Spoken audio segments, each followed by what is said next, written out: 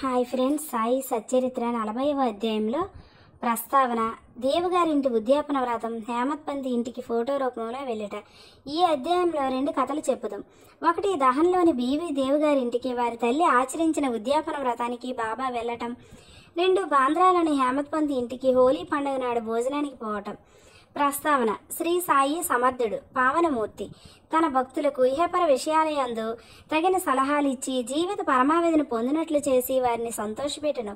సాయి తన హస్తాన్ని భక్తుల తలపై పెట్టి తమ శక్తులను వారిలోనికి పంపించి భేదభావమును నశింపచేసి అప్రాప్యమును ప్రాప్తింపచేయను. వారు తమ భక్తుల ఎడ భేదము లేక తమకు నమస్కరించిన వారిని ఆదరంతో హక్కును చేర్చుకునేవారు. వర్షాకాలంలో నదులు కలిగి సముద్రం వలె బాబా భక్తులతో కలిసి తమ శక్తి స్థాయిని శిష్యులకిచ్చును. దీన్ని బట్టి ఎవరైతే భగవంతుని భక్తులు లీలలను పాడెదరో భగవంతుని లీలలను పాడిన వారి కంటే అంతకంటే ఎక్కువగాని దేవునికి ప్రేమకు పాత్రులవుతారని తెలియవలెను. ఇక ఈ అధ్యాయంలోని కథల వైపు వెళ్దాం. దేవుగారింటి ఉద్యాపన వ్రతం. దహన్లోని బీవీ దేవుగారు మామల్తదారుగా ఉండేవారు. వారి తల్లి 25-30 నోములు నోచింది.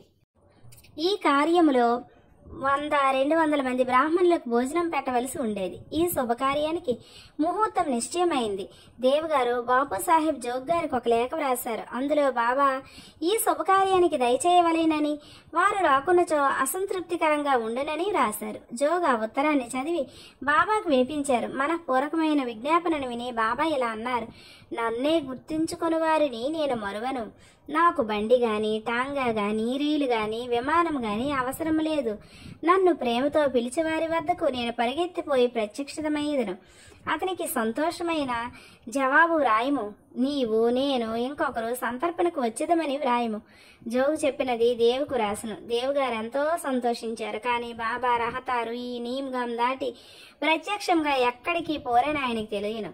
బాబాకు అవశ్యమైనది ఏమీ లేదు. వారు సర్వాంతర్యామి అవటం వల్ల హఠాత్తుగా ఏ రూపానైనా వచ్చి తమ వాగ్దానం పాలించుకోనవచ్చు అనుకున్నాడు.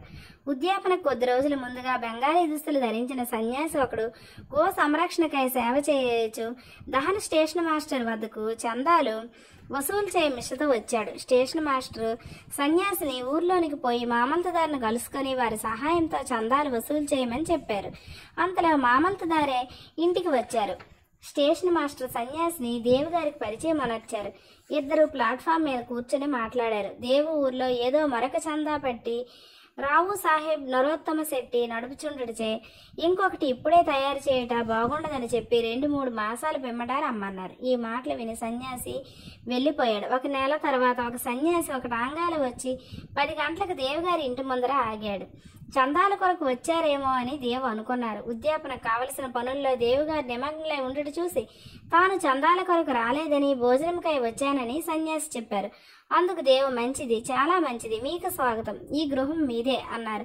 అప్పుడు సన్యాసి 2 కుర్రవాళ్ళు నాతో ఉన్నారు అన్నారు. దేవు మంచిది, వారితో కూడా రండు అన్నారు. ఇంకా 2 గంటల కాల పరిమితి ఉండటం వలన వారి కొరకు ఎచ్చటికి పంపవల్లని అడిగారు. సన్యాసి ఎవరిని పంపనవసరం లేదు, తామే స్వయంగా వచ్చేదమని చెప్పారు. సరిగ్గా 12 గంటలకు రమ్మని దేవు చెప్పాడు. సరిగ్గా 12 గంటలకు ముగ్గురు వచ్చి సంతర్పణలో భోజనం చేసిన పిమ్మట వెళ్ళిపోయారు.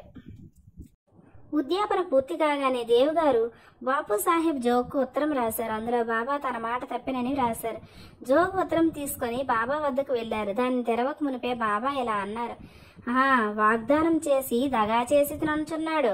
ఇద్దరితో కూడా నేను సంతర్పణకు హాజరైతిని, కానీ నన్ను పోల్చుకొనలేకపోయినని వ్రాయము. అట్టివాడు పిలువనేలా? సన్యాసి చందాల కొరకు వచ్చినని అనుకున్నాడు. అతని సంశయాన్ని తొలగించుటకే మరిద్దరితో వచ్చేదను అంటిని. ముగ్గురు సరిగ్గా భోజనం వేళకు వచ్చి ఆరగించలేదా? నా మాట నిలబెట్టుకున్నటకు ప్రాణములనైనా విడిచెదను. నా మాటలు నేనెప్పుడు పొల్లు చేయను. ఈ జవాబు జోగ్ హృదయంలో ఆనందము కలుగజేసెను. బాబా సమాధానమంతా దేవుగారికి వ్రాశారు. దాన్ని చదవగానే దేవుకు ఆనంద బాష్పాలు రాలాయి. అనవసరంగా బాబాను నిందించినందుకు పశ్చాత్తాపడ్డాడు.